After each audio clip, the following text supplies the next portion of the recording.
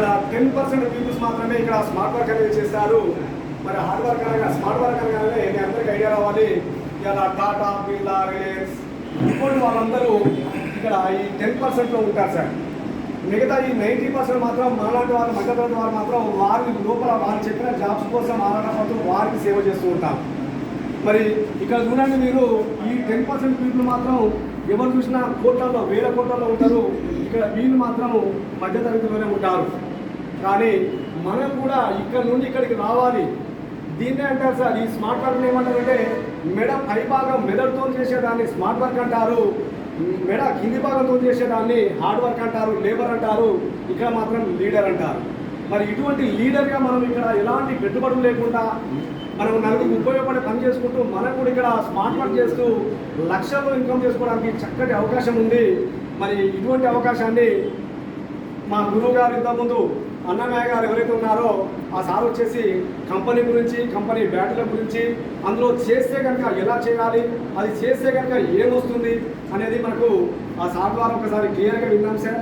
మీరందరూ శ్రద్ధగా వినండి. 100% జెన్యూన్ బిజినెస్ ఇది.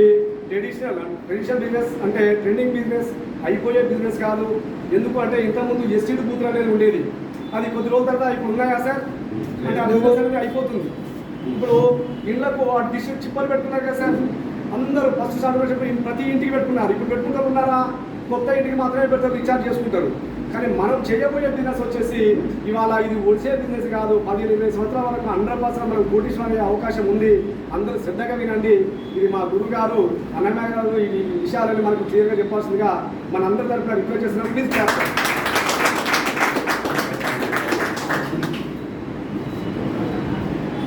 Okay, thank you sir. ఒకసారి సదానంద సార్కి అందరూ చక్కగా చెప్పండి కొట్టాలి సార్. ఇక్కడ వచ్చేసి సార్ మనకు చాలా చక్కగా వివరించారు. పెట్రోల్ వెహికల్కు ఎలక్ట్రికల్ వెహికల్కు మనకు ఎంత డబ్బులు ఖర్చు అవుతాయి, అసలు ఏంది, ఏ విధంగా మనం వెనకబడిపోతాం. అంటే ఇక్కడ ఏం జరిగిందనంటే పెట్రోల్ టు ఎలక్ట్రికల్కి ఎందుకు చేంజ్ అవుతున్నాం, మనం చేంజ్ కావడానికి కారణం ఏంటి అంటే పెట్రోల్ డీజిల్ రేట్లు అనేవి పెరుగుతున్నాయి. మన దగ్గర వచ్చేసి ఈ పెట్రోల్ వచ్చేసి 110 రూపాయలు లీటర్ అనేది పెట్రోల్ ఉండడం జరిగింది. ఇప్పుడు మనకు స్టేట్ల సెంట్రల్లో ఎలక్షన్లు జరిగినాయి కాబట్టి పెట్రోల్ రేటు, డీజిల్ రేటు మనకు పెరిగి అది 110 రూపాయలు, 100 రూపాయలకు వచ్చి ఆగడం జరిగింది. అదే వేరే దేశాలల్లో పోతే ఇప్పుడు ప్రజెంట్గా 1 లీటర్ పెట్రోలు 300 నుంచి 350 రూపాయలు. మన దగ్గర కూడా త్వరలో ఆ స్టేజ్ రాబోతుంది. ఎట్లయినా మనకు ఆ రేట్ అనేది ఆ స్టేజ్కి రాబోతుంది. ఇప్పుడు 110 రూపాయలు కాబట్టి మనం పెట్రోల్ పోసుకుంటాను. అదే రేపు 150 అయిందనుకో, ఇక్కడికి వెళ్ళి అవతల రోడ్డు పోవాలంటే ఇప్పుడు మనం పెట్రోల్ వెహికల్ వేసుకొని పోయేస్తాను. అప్పుడు ఏం చేస్తామంటే నడుచుకుంటూ పోవడమా లేదా సైకిల్ మీద పోవడమా అనేది చేయడం జరుగుతుంది. అంటే పెట్రోల్ టు ఎలక్ట్రికల్ ఏ విధంగా వచ్చింది, మనం దానివల్ల ఎంత నష్టపోతాను, అసలు ఎందుకు ఎలక్ట్రికల్కు కన్వర్ట్ కావాలి అన్న ఒక విషయాన్ని చాలా చక్కగా తెలియజేశారు. దాని తర్వాత వచ్చేసి ఒక మేస్త్రి లెక్క. మేస్త్రి అంటే చెమటోడ్చి ఇప్పుడు మనిషి జీవితంలో 2 ఉంటాయి, ఒకటి హార్డ్ వర్క్, ఒకటి స్మార్ట్ వర్క్. ఈ హార్డ్ వర్క్, స్మార్ట్ వర్క్ ఏంటంటే ఇప్పటి వరకు మన జీవితంలో మనం ఏం చేసినామని అంటే మధ్యతరగతి కుటుంబంలో పుట్టి పెరిగి కొన్ని పనులు చేసుకుంటూ పోయినాం. ఆ చేసిన పనులు ఏంటంటే మీరు కానీ నేను కానీ, ఒక ఉదాహరణ ఏంటంటే చిన్నప్పుడు ఒక పర్సన్ సైకిల్ రిపేర్ చేసిండు అనుకోండి, తను లైఫ్ లాంగ్ సైకిల్ రిపేరే చేస్తూ ఉంటాడు. కానీ ఆ సంపాదనతోనే పిల్లని చదవడం జరుగుతుంది. అదే 2 వీలర్ మెకానిక్, అదే ఒక అట్టిపండ్ల షాపు, ఒక చాయ్ హోటల్, ఒక ఇడ్లీ సెంటర్, ఒక హోటల్.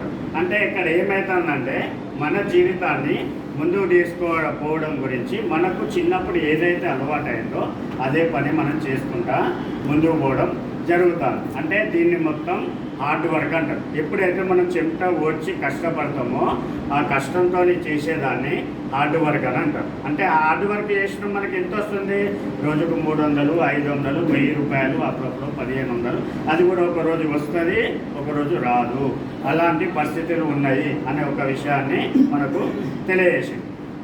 నెక్స్ట్ వచ్చేసి ఆర్థిక నిపుణుల లెక్క చెప్పి, ఈ ఆర్థిక నిపుణుల లెక్క ఏంటంటే అది మనం సృష్టించేది కాదు. మన ఆర్థిక నిపుణులు అని చెప్పేసి గవర్నమెంట్కి సంబంధించి వాళ్ళు పెద్ద టెక్నీషియన్స్ వాళ్ళందరూ కలిసి లెక్కలేసి 1925 వెళ్ళి ఇప్పటి వరకు ఏమి జరిగింది, ఏ విధంగా ఉంది, ఎక్కడికి పోతానో, మన ఏడికెళ్ళి ఏడుకు వచ్చినాం. 1920లో 1 రూపాయితో బతికిండు. తర్వాత వచ్చే వరకు 2020 వరకు మనకి ఎంత కావాల్సి వచ్చింది? 1,00,000 రూపాయలు కావాల్సి వచ్చింది. మళ్ళీ 2040 వరకు మనం బతుకుతామా? బతుకుతాం, ఖచ్చితంగా బతుకుతాం. ఒకటి, మనం చచ్చిపోవాలంటే ఆ సాగు మనకు రాదు. మనం బతకాలంటే మనం బతుకుండలేదు. ఏది కూడా అది దేవుని చేతిలో ఉండాలి కాబట్టి మనకు ఆ స్టేజ్ అనేది వస్తుంది. 2020కి వెళ్ళి 2040 వరకు బతాను అంటే ఇప్పుడు 2020లో 1,00,000 రూపాయలతో బతికిందనంటే 1,00,000 రూపాయల సంపాదన ఎవరైనా సంపాదిస్తారా సార్ అంటే కొంతమంది ఏమంటారంటే సార్ మళ్ళీ హైదరాబాద్లో నెలకు 2 లక్షలు సంపాదించే వాళ్ళు ఉన్నారు సార్ అంటారు. ఇక్కడ ఏంటంటే హైదరాబాద్లో 1,00,000 రూపాయలు సంపాదిస్తే ఇక్కడ 10,000 సంపాదించినట్టు, ఇక్కడ 10,000 సంపాదిస్తే అక్కడ 1,00,000 రూపాయలు సంపాదించారు. అక్కడ ఒక డబుల్ బెడ్రూమ్ ఇల్లు కనుక కిరాయి తీసుకుంటే మినిమం 25,000 నుంచి 30,000 రూపాయలు ఉన్నాయి. అంటే అక్కడ ఉండే ఖర్చులు అక్కడే ఉన్నాయి. అంటే ఇన్ని రోజులలో మన జీవితం ఎక్కడ ఉన్నది, మనం ఏం చేస్తాను, ఎట్లా ముందుకు పోతాను, ఎక్కడికి వెళ్ళి ఎక్కడ. ఆ విధంగా 2024 అంటే 2020లోనే 1,00,000 రూపాయలు సంపాదిస్తే 2024కి ఎంత కావాలి? 1,40,000 రూపాయలు మనం సంపాదించాలి. అదే 2040 పోయే వరకు మనం 10 లక్షల రూపాయల సంపాదన సంపాదించాలి. మనం సంపాదించే స్టేజ్లో ఉన్నామా? మనకంత సంపాదన ఉన్నదా? అయితే ఈ మధ్యతరగతి కుటుంబంలో పుట్టిన వ్యక్తి ఏం చేస్తున్నాడు అని అంటే తనకు వచ్చిన ఈ 500 రూపాయలతోని 1000 రూపాయలతోని జీవితాన్ని ముందుకు తీసుకుపోవడం జరుగుతుంది. ఎందుకు జరుగుతుంది సార్? ఎవరైనా ఒకరు చెప్పండి. ఎందుకు జరుగుతుందంటే కళ్ళు మూసి తెరిచే వరకు నెల వస్తుంది. కొంతమంది పెట్రోల్ బంకులలో 6,000 రూపాయలకు జాబ్ చేస్తారు. బట్టల షాపులలో 6,000, 10 రూపాయలకు జాబ్ చేస్తారు. 20-30 సంవత్సరాలకి వెళ్ళి షాపులలో పని చేస్తే, ఒక్కరి దగ్గరనే పని చేస్తే వాళ్ళ శాలరీ 20,000 నుంచి 25,000 రూపాయలు అంటారు.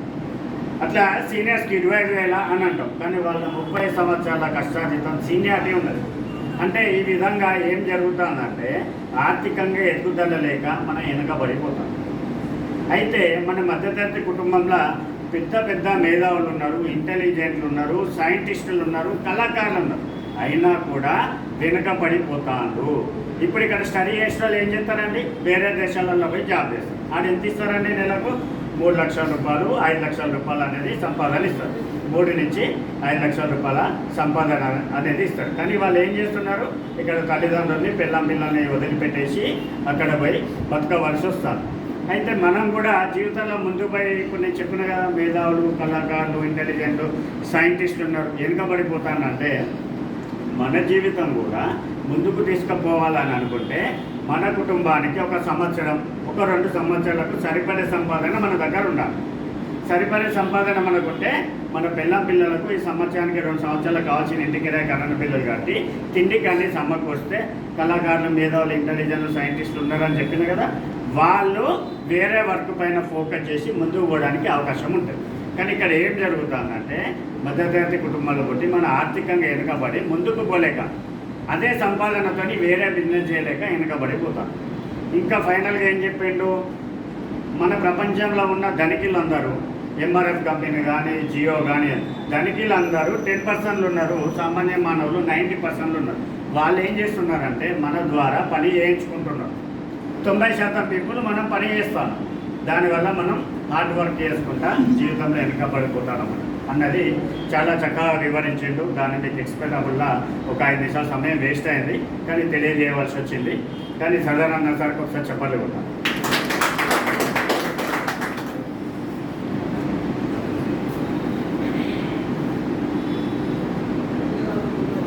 ఇప్పుడు వచ్చేసి మన కంపెనీ పేరు ఏడిఎంఎస్. ఏడిఎంఎస్ అంటే కొంతమంది యాడమ్స్ అని కూడా పిలుస్తారు.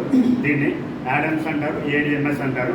ఏడిఎంఎస్ అంటే 4 డైరెక్టర్ల పేర్లల్లో మొదటి అక్షరాలు తీసుకుంటే ఏ అంటే అశోక్, డి అంటే దిలవర్, ఎం అంటే మహేష్, ఎస్ అంటే సాయి మేడం లేడీ డైరెక్టర్. 4 డైరెక్టర్ల పేర్లలో మొదటి అక్షరాలు తీసుకుంటే ఏడిఎంఎస్. అసలు ఏడిఎంఎస్ అంటే ఏంటి అనేది ఏంటిది? ఏడిఎంఎస్ అంటే చేంజ్ యువర్ బైక్, ఎలక్ట్రికల్ బైక్ల బిజినెస్. మన క్యాప్చర్ ఏంటిది? Change your bike, change your life. ఇంకొక క్యాప్చర్ ఏంటిది? అదృష్టం కావాలంటే ఎదురు చూడాలి, అవకాశం కావాలంటే సృష్టించుకోవాలి. ఓకేనా? అదృష్టం కావాలంటే ఎదురు చూడాలి, అవకాశం కావాలంటే సృష్టించుకోవాలంటే ఏం లేదు. అదృష్టం కావాలంటే మన రాతలో ఉంటే అదృష్టం ఏ విధంగానే వస్తుంది. మనకు లక్ష్మీదేవత మన దగ్గరకు వచ్చినప్పుడు మామూలుగా ఇట్లా చప్పుడు కాకుండా తర్వాత కొడుతుంది, కానీ మనం చూడం. అదే దరిద్ర దేవత వచ్చింది అనుకోండి, మీరు నిద్రపోతున్నా కూడా వచ్చి దర్వాజను ఒక తన్ను దంతే, దర్వాజను ఒక తన్నుడు దంతే ఏం జరుగుతుందని అంటే నిద్రకి వెళ్ళేసి వచ్చి మీరు దర్వాజ తెరవడం జరుగుతుంది. అంటే లక్ష్మీదేవి వస్తే ఏ విధంగా ఉంటే దురదృష్టదేవత. అదృష్టం కావాలంటే అంటే ఎదురు చూడాలి, అవకాశం కావాలంటే సృష్టించుకోవాలంటే ఒక ఈ బిజినెసే కాదు, ఎప్పుడైనా మన జీవితం మార్చుకోవడానికి ఏదైనా ఒక అవకాశం అనేది వచ్చినప్పుడు మనకు సమయం ఉంటే దాని గురించి తెలుసుకొని మనకు చూజబుల్ అయితే మనం జీవితం అనేది మార్చుకోవడానికి అవకాశాలు ఉంటాయి. కాబట్టి అవకాశాన్ని అనేది మనం వినియోగించుకోవాలనేది దీనికి అర్థం. అయితే మన కంపెనీ ఇప్పుడు ఎక్కడ పుట్టింది, ఎక్కడికి వచ్చింది మీకు చాలా ఇవాళ షార్ట్ టైంలో నేను క్లోజ్ చేసేస్తా. ఇక్కడ ఏంటంటే చిన్నపిల్లలకు ప్లేట్లు అన్నం పెట్టి కల్పించినట్టుగా మీకు బిజినెస్ అనేది తెలియదు. మన కంపెనీ ఎక్కడ పుట్టింది, ఎక్కడికి వచ్చింది, కంపెనీ ప్రైజర్ ఏంది, కంపెనీ క్యాడర్ ఏంది, కంపెనీది ఏంది, అసలు అదర్ వెహికల్స్ మన వెహికల్స్ ఏంది, ఇవన్నీ ఏంటన్నది మీకు తెలియజేస్తాను. ఓకేనా? ఇది తెలియజేయడానికి ముందు ఒక 2 minutesలో అదర్ వెహికల్స్, అదర్ తర్వాత ADMS మన వెహికల్. ఈ ఏ వెహికల్కి తీసుకున్నా కూడా ఫస్ట్ వచ్చేసి మోటార్ తీసుకోవాలండి, మోటార్. తర్వాత వచ్చేసి బ్యాటరీ, మోటార్ బ్యాటరీ. ఇక్కడ నేను తెలియజేయబోయే విషయం ఏంటంటే ఇప్పుడు యూట్యూబ్లల్లో ఇలా ఎంఎస్ అయినా వస్తుంది, మంచిగా ఆటోకన్స్ అనేసి లేను Motors 50,000 vehicle, 60,000 vehicle, 70,000 vehicle, rate తక్కువ, ఇంటికే సప్లై చేస్తాం, ఇట్లాంటివి మనకు వీడియోలు అనేది రావడం జరుగుతుంది. ఆ విధంగా చాలా రకాల కంపెనీస్ అనేది మన ఇండియా మొత్తంలో రావడం జరిగింది. ఇదే కాకుండా కొన్ని అసెంబ్లీ మ్యానుఫ్యాక్చర్ యూనిట్స్ మన కంపెనీ వెహికల్ కూడా మార్ఫింగ్ చేసి తీయడం జరిగింది.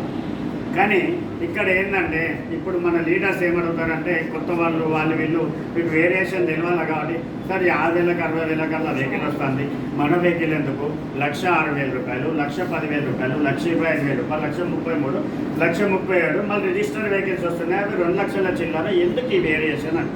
అలా వీడియోస్ వచ్చినప్పుడు చూడండి, మీరు బండి చూడండి బొందలలో పోతుంది, ఇట్లా పోతుంది, అట్లా పోతుంది అని చూపెడతారు. లైట్స్ చూడండి డిమ్ముగా ఉంటాయి. వాళ్ళు మోటార్ వాట్స్ చెప్పినప్పుడు మాత్రం చిన్న చెప్తారు, ఇట్లా 250 వాట్స్. ఫస్ట్ మనం ఏం చేయాలంటే ఎవరైనా ఒకరు వచ్చి ఎలక్ట్రికల్ వెహికల్ గురించి తెలియజేసినప్పుడు ఫస్ట్ మేము ఏం అడగాలంటే సార్ మీ మోటార్ వాట్స్ ఎంత అని అడగలం, మోటార్ వాట్స్ ఎంత అని అడగాలి. ఇది మెయిన్ పాయింట్. మంచిగా మైండ్ లెక్కించుకోండి, పెన్ను పేపర్ లేకుండా పర్వాలేదు, నేను చెప్పింది ఇట్లా మీకు ఎక్కేస్తుంది, మంచిగా చిన్నపిల్లలకి చెప్పినట్టు చెప్తాను. ఫస్ట్ వాళ్ళన్నా ఎలక్ట్రికల్ వెహికల్ వస్తే మీ మోటార్ వాట్స్ ఎంత సార్ అని అడగాలి. అదర్ వెహికల్ వాళ్ళు ఏం ఇస్తారంటే 250 వాట్స్, నెక్స్ట్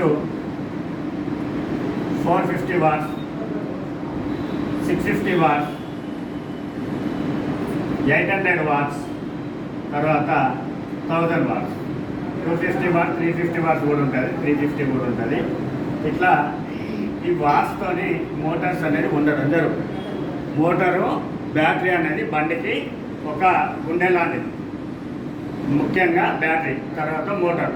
అంటే పెట్రోల్ వెహికల్కు ఇంజన్ ఏ విధంగా ఉంటుందో వీటికి ఆ విధంగా ఉంటుంది. ఇవి మోటార్ వాట్స్ ఉంటాయండి. సరే, ఈరోజు మోటార్ వాట్స్ అనేవి ఉంటాయి. 1000 వాట్స్ బెటర్ అండి, 1000 వాట్స్ బెటర్. అదే మన కంపెనీ వెహికల్కి కనుక తీసుకుంటే ఈ మోటార్స్ ఉంటాయి. ఈ మోటార్ ఎక్కడ తయారవుతుంది, మోటార్కి మ్యానుఫ్యాక్చర్ యూనిట్ ఉన్నదా లేదా, ఈ కంపెనీ ఏ కంపెనీకి వెళ్ళి వస్తుంది, ఆ కంపెనీ ఎన్ని సంవత్సరాలు అవుతుంది పుట్టి.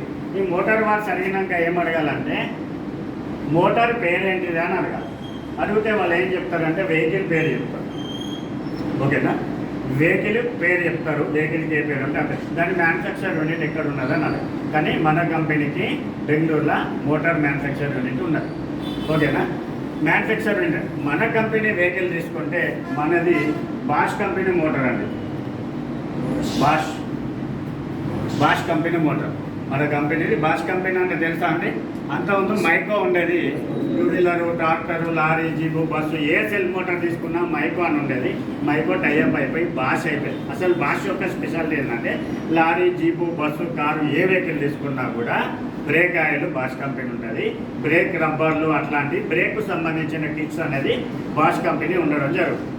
అలాంటి బాష్ కంపెనీ మోటార్ మనది బాష్ కంపెనీ మోటార్. వీళ్ళు వచ్చేసి వాళ్ళది ఏ కంపెనీ ఉంటుంది ఏముంటుంది అనేది తెలియదు.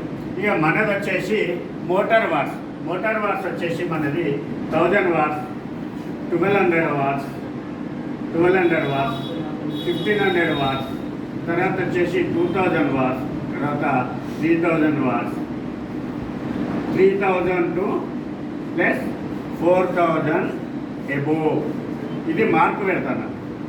3000 to 4000 ఎబో నేను మార్కు పెడతాను. ఎందుకు పెడతానంటే మన లీడర్స్ ఏమడుగుతారంటే బండి కొనకున్నా, బండి తీసుకోకున్నా, బిజినెస్ చేయకున్నా ఫస్ట్ ఈ వాట్స్ బండి ఉన్నదా, దాని రేట్ ఎంత, అది ఎన్ని కిలోమీటర్లు పోతుంది, ఎంత మైలేజ్ పోతుంది, ఇవి మనకు ఫ్యూచర్లో రిజిస్టర్ వెహికల్స్ అనేవి రావడం జరుగుతుంది. ఇక్కడ వచ్చేసి 1000 watts GTR, 1200 watts Mantra, 1500 watts Saathi vehicle. ఈ 2000 వాట్స్ ఏంటంటే ఆల్రెడీ మన కంపెనీలో రిజిస్టర్ వెహికల్స్ అనేది స్టార్టింగ్లో వచ్చినాయి. స్టార్టింగ్లో అది 80 మైలేజ్ పోయింది. ప్రజెంట్లో 150 కిలోమీటర్లు. కానీ ఇప్పుడు మనం బైకులు అనేది సేల్ చేయడం లేదు. ఎందుకు సేల్ చేయడం లేదంటే ఇంకా అప్డేట్ వర్షన్ అవుతుంది. 2 నుంచి 6 గంటలు ఛార్జింగ్ పెడితే మనకు 200 నుంచి 300, 500 కిలోమీటర్లు పోయే వెహికల్ వస్తాయి. మన లీడర్స్కి ఒక బైక్ ఇప్పించినాం అనుకోండి, ఏం జరుగుతుంది, 6 నెలలు అయినాక కొత్త అవుతుంది. ఇక్కడ ఇది ఎన్ని కిలోమీటర్లు పోతుంది, 150 పోతుంది. అప్పుడు ఆ పర్సన్